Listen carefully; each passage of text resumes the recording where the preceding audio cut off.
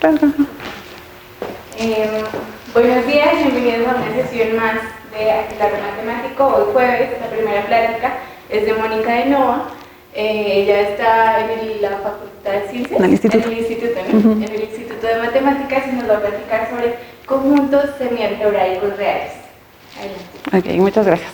Bueno, pues gracias por la oportunidad de presentar una plática aquí en el Aquelarre, a todo el comité organizador, que sé que es una buena, pues, friega, digamos, ¿no? Ok, bueno, les voy a hablar sobre conjuntos semialgebraicos reales.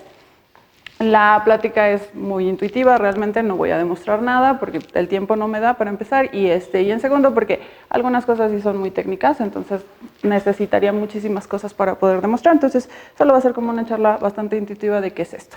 Bueno, para empezar les cuento con lo que vamos a empezar a jugar, que primero es el anillo de polinomios en n variables, con coeficientes en los reales, y el espacio afín Rn, ¿no? El tal cual como lo conocemos.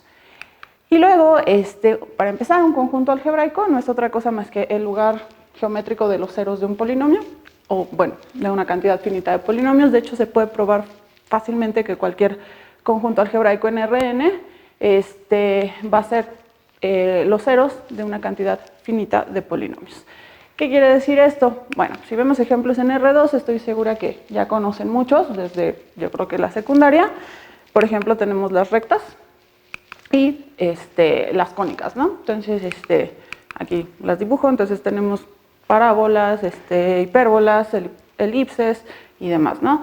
En R3, bueno, y tengo otro ejemplo, que es una carita, le puse casi feliz. Entonces tenemos este polinomio, el polinomio h, que es producto de otros tres polinomios, que si se fijan, los ceros del primer polinomio, por ejemplo, es la circunferencia centrada en el origen de radio 4, y las otras dos, también los ceros de estos polinomios también son circunferencias, ya no centradas en el origen, pero sí del mismo radio, que sería 1 sobre la raíz de 5. Y entonces puse que era una carita casi feliz, porque lo que le falta es la sonrisa, porque la sonrisa justamente, como ceros de polinomios, no puedo verla todavía. Pero bueno, ejemplos en R3, pues tenemos, por ejemplo, las superficies cuádricas, que también ya las conocen si llevaron analítica 2, hiperboloides, este es de un manto, hay de dos mantos, elipsoides, demás, que todas esas superficies descritas por los ceros de polinomios, pues también son conjuntos algebraicos. Y otro que ya lo veo, otro ejemplo con dos polinomios, por ejemplo, tenemos el primero, que si se fijan, eso es la ecuación de un plano, el plano rosita, si se alcanza a ver. Y el segundo es un cilindro hiperbólico, que sería el azul que está ahí, y el conjunto algebraico definido por esos dos polinomios sería la intersección de ellos dos. Pongo otra vista para que medio se vea, que es como una hipérbola en el plano rosa. Entonces, ese sería el conjunto algebraico. ¿Cuál es la diferencia con los semialgebraicos? Entonces, formalmente, la definición de un conjunto semialgebraico es esta, que no es otra cosa más que la unión de intersecciones finitas. También sigo jugando con polinomios, salvo que aquí esta delta IJ se vale que sea mayor, igual o menor que, ¿no? Entonces, ahora con lo que estamos jugando son con regiones definidas por polinomios.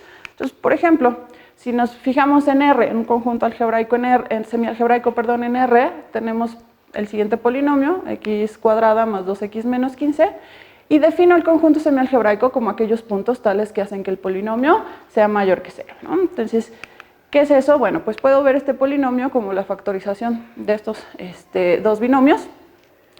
Y entonces, esto va a ser mayor que 0, si solo si cada uno de ellos, cada producto es mayor que 0, o bien cada uno es menor que 0. Y entonces eso lo que me da son dos regiones o dos intervalos abiertos, que sería el que va de menos infinito hasta menos 5, unión el que va de 3 a infinito. De hecho, en general se puede probar que cualquier conjunto semialgebraico en R es la unión finita de intervalos, ya sean cerrados, abiertos o ninguno de los dos. Bueno, y en R2, entonces tenemos, por ejemplo, estos dos polinomios, que uno es, bueno, los ceros de este polinomio no es otra cosa que la circunferencia centrada en el origen de radio 1, y los ceros de este polinomio es una parábola. Entonces, si yo me fijo en el conjunto semialgebraico, lo defino como aquellos puntos tales que hacen que el primero sea mayor que 0 y aquellos puntos que hacen que el segundo polinomio sea menor que 0, Lo que estamos diciendo es, para el primer caso, para este primer conjunto, son aquellos puntos que están fuera de la circunferencia centrada en el origen, sin contar justamente su frontera. Y el segundo caso serían aquellos puntos que también están como fuera de la parábola, digamos, sin contar igualmente su frontera, porque acuérdense que esos son los ceros del polinomio. Y entonces el conjunto semialgebraico sería la intersección de esas dos regiones, que justamente va a ser, bueno, aquí ya no se ve, pero esto era morado en esencia. Entonces, es esa intersección, el conjunto semialgebraico. Y ahora sí podemos hacer la carita feliz, ¿no? Entonces, ahora sí, si tomamos H como el conjunto que describía lo que era la cara y los ojitos, y le agrego estos dos polinomios, el F, que es otra circunferencia centrada en el origen de radio 3, y el polinomio y me fijo en aquellos puntos tales que primero hacen H igual a 0, que acuérdense que esto era lo que me daba como la cara y los ojitos, y le uno aquellos puntos que hacen que el primer polinomio, o sea, los ceros de este polinomio, pero con los puntos que cumplen que la y es menor que 0. Entonces justo eso ya lo que me da es la carita feliz, ojo, sin estos puntos porque no le estoy pidiendo forzosamente y menor que 0. Entonces es como la sonrisa sin tocar el eje X, digamos. Y si somos más audaces, también podemos graficar un Batman, ¿no? Entonces aquí está el Batman. Y entonces les cuento, no les digo los polinomios porque son bastantes, pero finitos. Y les cuento cómo va. Si se fijan estas cosas que en un principio eran rojas, o sea, todo lo rojo justamente son parábolas, y las parábolas son definidas por los ceros de un polinomio cuadrático.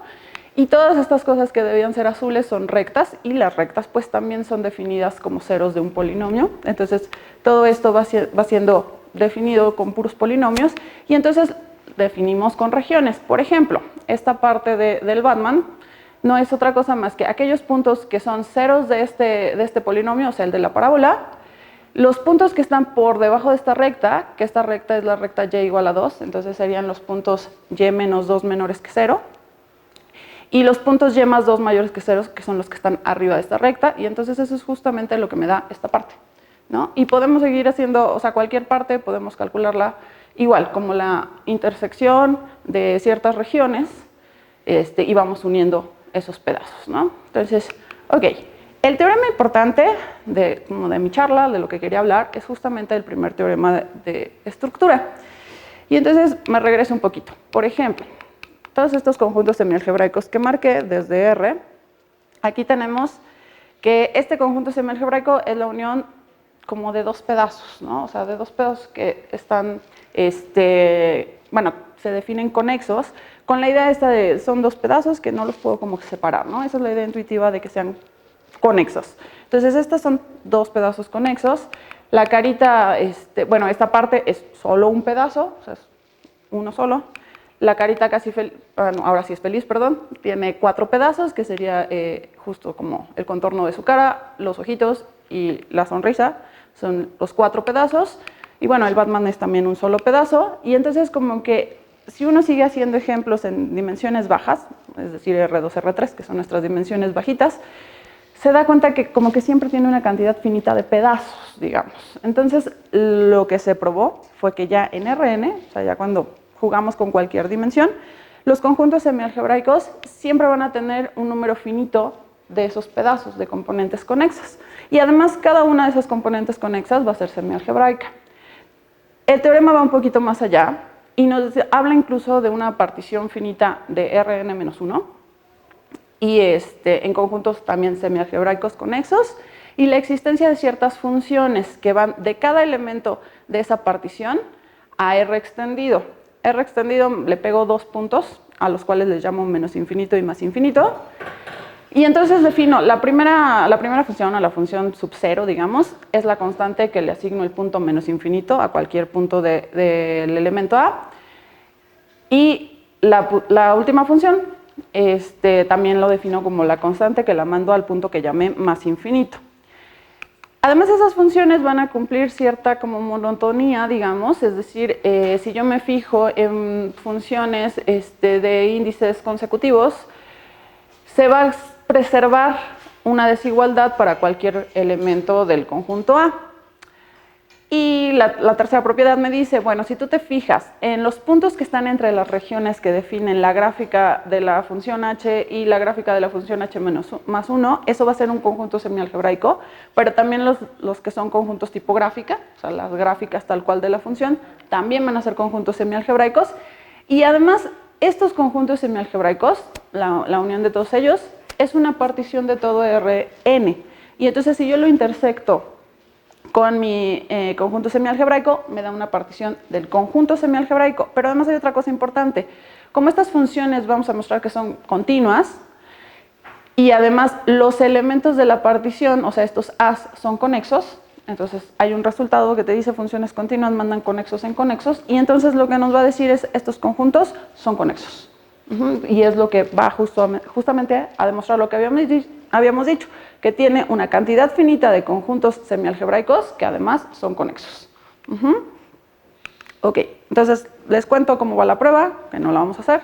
Entonces el bosquejo de la prueba es por inducción sobre la cantidad de variables que tengo. Entonces, por ejemplo, para n igual a 1, o sea, es decir, tenemos R, y ya les había dicho que los conjuntos semialgebraicos en R se prueba que son, tienen una cantidad finita, o son la unión finita de intervalos que pueden ser cerrados, abiertos, semiabiertos.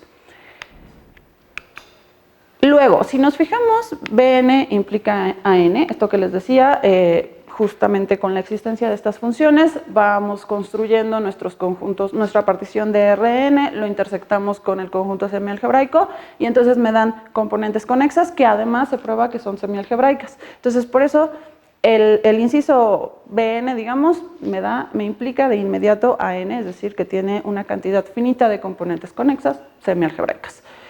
Entonces, lo que se dedica a probar la prueba es que An-1 implica Bn. Entonces les voy a contar un poco cómo va construyendo la prueba, porque la prueba es muy bonita en el hecho de que va construyendo las funciones, entonces para cualquier conjunto semialgebraico aplica. Entonces la prueba es muy bonita, por eso se las cuento un poco con un ejemplo sencillo en R2, y entonces la idea es que se imaginen que este X, o sea la prueba en general, este X en realidad no vive en R, sino en Rn-1, y esta es la última variable, ¿no? La Y. Entonces, nada más, imagínense siempre eso, pero bueno, nuestro ejemplo en R2, pues tengo este polinomio, que esto es una parábola, y esta es la recta identidad, ¿no? Bueno, los ceros de esos polinomios. Y yo defino mi conjunto semialgebraico como aquellos puntos que primero hacen que Q1 sea menor que 0 y Q2 sea mayor que 0, y le pego aquellos conjuntos que hacen que Q1 sea mayor que 0 y Q2 sea menor que 0. Entonces, ese conjunto semialgebraico, lo que les decía, es los ceros, tengo esta parábola y tengo la identidad. Y si no me equivoco, me parece que esta parte son este pedazo que está aquí y este pedazo que está aquí abajo. Y la segunda parte son estos puntos que viven como que en esta bombita, digamos, ¿no? Entonces, lo que va haciendo la prueba primero es, bueno, además de los polinomios que ya tengo, voy a agregar otros polinomios. ¿Qué polinomios? Le voy a considerar aquellas derivadas parciales con respecto de la última variable, en este caso de y, que no se anulen. Entonces el primer polinomio me arroja estas dos derivadas parciales, o sea, la primera derivada es esta, la segunda es esta y la tercera ya no hay, se anula y así sucesivamente. Y el segundo polinomio, el Q2, me arroja únicamente una derivada parcial que no es 0, que no es idénticamente 0. Y entonces lo que hace es ahora jugar con estos índices, con todos los polinomios que te dieron aquí. Entonces tengo mi conjunto de índices que va a ser finito, porque son polinomios, acuérdense, y entonces las derivadas parciales en algún punto finito comienzan a anularse y entonces tengo una cantidad finita de polinomios aquí. Y entonces para cada subconjunto que yo tome aquí voy a definir el siguiente polinomio, el producto de aquellos polinomios que tienen estos índices de mi conjunto T. Entonces, por ejemplo, aquí me agarré el más feo, que es el completito. Y entonces cuando yo hago el producto de los 5 polinomios que tengo aquí arriba, me queda un polinomio que ya en su forma más simple es de esta manera. Entonces, la siguiente parte de la demostración es, bueno, ahora define aquellos conjuntos, les voy a llamar BTK, o sea, para cada T que ustedes escojan, definen el conjunto de los puntos tales que hacen que ese polinomio, que lo vemos como el producto de los otros polinomios, tienen exactamente k raíces complejas, distintas. Entonces, por ejemplo, si Qt tiene grado n, n son las variables, grado r, digamos, ¿cuáles BTK van a ser vacíos? ¿No se acuerdan? Bueno, pues aquellos que la K ya supera el grado, ¿no? Porque justamente un teorema fundamental nos dice que los polinomios tienen a lo más su grado de raíces, ¿sí se acuerdan? Ok, entonces nos dice, pues para todos los que K ya sea más grande que el grado del Qt, pues todos estos van a ser vacíos. Entonces, en nuestro ejemplo, que tenemos este pedazo, o sea, lo que ustedes pueden notar primero es que este polinomio nunca va a ser el polinomio 0, ¿no? Por lo menos su grado es y cuarta, ¿no?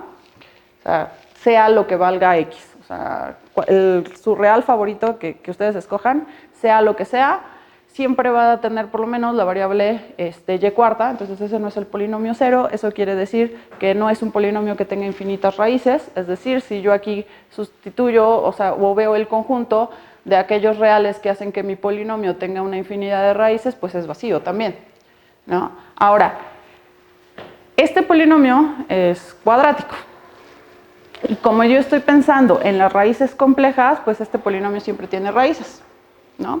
Complejas. Entonces, por lo menos tiene una y a lo más tiene dos, ¿cierto?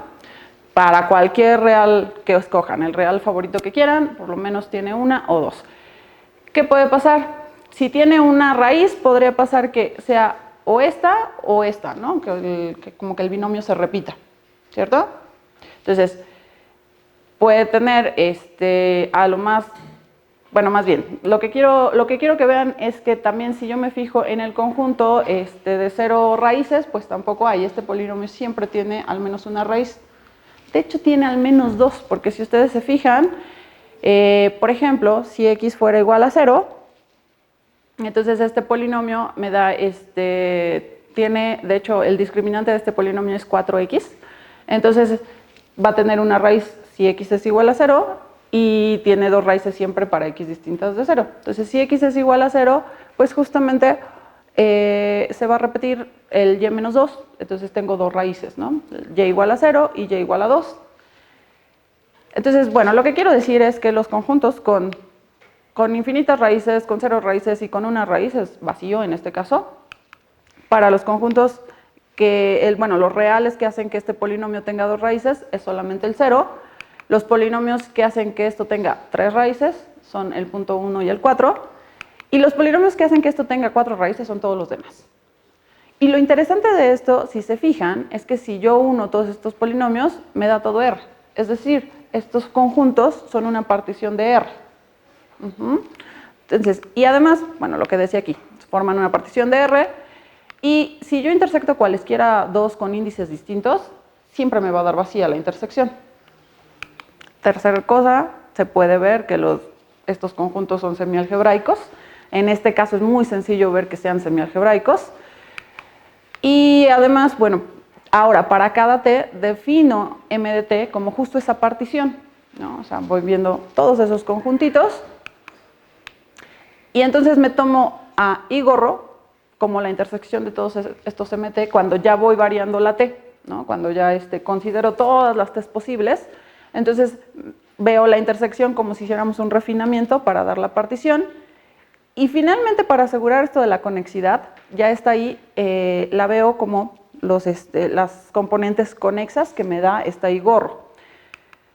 Entonces se prueba que y es finito y que además cada elemento de y, o sea, cada componente conexa que agarramos es semialgebraico. Y entonces la siguiente parte, bueno, es hacerlo de las funciones, que eso ya no me voy a meter por el tiempo, pero lo que sí vemos otra vez es en nuestro ejemplo, que cuando yo varío la t, sacamos todos estos conjuntos, estos son los conexos que les decía de la partición y, si se fijan son 8 partes, estas que están de este lado son las regiones y estas son puntitos de R, o sea, el punto 0, el punto 1, el punto 2 y el punto 4, que si se fijan tiene mucho que ver con los reales que hacen que mis polinomios tengan raíces, ¿no? El número de raíces. Y como les decía, ya no saco lo de la existencia de las funciones, que también eso tiene que ver con las raíces de cada región, pero sí les digo, por ejemplo, para A1, cuáles son los tipo banda, los que habíamos dicho, sí, tenemos los conjuntos tipo banda y los conjuntos tipo gráfica. Entonces, tengo estos tres, que son los conjuntos tipo banda. Las funciones aquí, sería mi primera función que les decía, esta es la constante menos infinito. La segunda función sería la función y igual a x, que esto es finalmente la identidad. Y así me voy, ¿no? Y esta sería la constante 2, y otra vez la última función, que sería la constante infinito. Y los tipográficas, bueno, pues son justo cuando considero estas funciones, donde viven, ¿no? Y entonces el ejemplo es el siguiente, bueno, ya como partido. No puse los dos juntos porque si no, no se hubiera visto nada, pero aquí está el A1, bueno, si se fijan en la recta R, esta es la que está dividida, bueno, tiene las particiones, que este es el A1, el puntito es el A2, la siguiente región el A3, y así me voy, ¿no? Entonces, para el A1, los conjuntos tipo banda, bueno, primero los gráficas, que son más fáciles. Tengo que es la recta identidad que está en los x menores que 0, porque ese es el A1, acuérdense, y este es el otro tipo gráfica, que es el y igual a 2. Y los tipo banda son todas estas regiones, que son estos tres, esta que está aquí, esta parte que va del tipo del y igual a 2 hasta y igual a x, y el tercer tipo es este. Entonces, si ustedes ahora sí se imaginan ya esto visto en una sola imagen, justamente se ve la partición de todo R2, que es la partición I de la que hablábamos, y si yo lo intersecto con mi conjunto semialgebraico, entonces me da una partición también del conjunto semialgebraico con la particularidad de que todas son componentes conexas. Y entonces, pues ya, eso nos resuelve nuestra gran pregunta de si es verdad que los conjuntos semialgebraicos tienen una cantidad finita de componentes conexas y que además sean semialgebraicas. La cuestión aquí es, por ejemplo, desde un principio en este ejemplo chiquito, nosotros podíamos ver que tenía 3 componentes conexas, nada más. Lo que no podíamos saber es si cada una por sí solita era un conjunto semialgebraico. Digo, a lo mejor podíamos ponernos exquisitos y claro, ver que sí esto era semialgebraico, pero bueno, en dimensiones más altas, digamos, no es tan sencillo. Sin embargo, también lo que sí se ve aquí es que las componentes conexas que me da esta demostración son muchas más que estas 3 con las que empecé. De hecho, por ejemplo, si ustedes las cuentan, esta es una, esta es otra que está aquí, otra más, aquí hay otro pedacito, este es otro pedazo, este otro, si mal no recuerdo, son 12 componentes conexas, que me dicen si son semialgebraicas. Entonces, casi me dirían, sí, este conjunto semialgebraico tiene 12 componentes conexas semialgebraicas, que son más de las que en realidad estoy viendo, ¿no? Que son 3, y de hecho es un número muy grande en comparación con 3, digamos. Entonces, el problema del teorema es, sí te dice que tiene componentes conexas finitas, no te dice cuántas, la demostración no parece dar una buena cota, al menos con este ejemplo súper sencillo.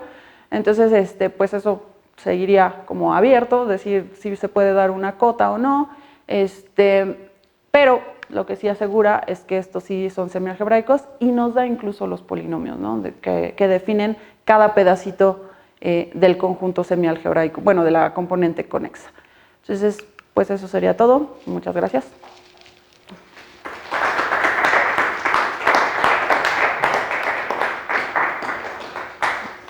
Te agradecemos, Mónica. ¿Alguien tiene alguna pregunta?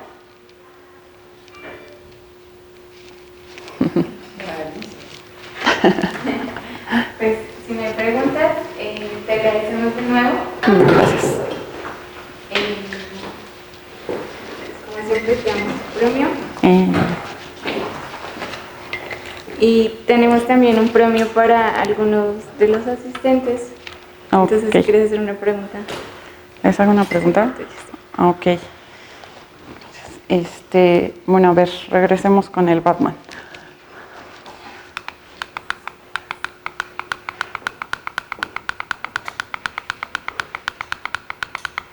Ahí está.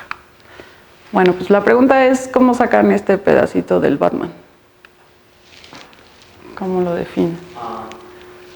Creo que esa es el área de una parábola con la intersección con la identidad, digo, con una recta que pasa por los 7 puntos. Ajá. Esa parábola que tiene como el rojito. Ahí está, ajá. Y la recta, por ahí pasa una rectita.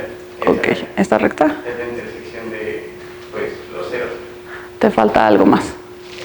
Esa curvita. Y Sí. la otra parábola.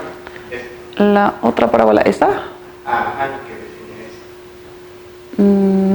eso. Sí, lo que me estás diciendo te va a pintar esta parte también, esto que está aquí. Hay que restringirla a también la otra recta que pasa por y igual a 2, creo. Sí, ok. Sí, está bien. Perfecto.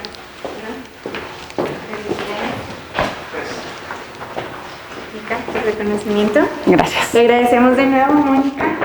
Muchas y gracias. los invitamos a las siguientes pláticas. Muchas gracias de nuevo. Sí. Gracias.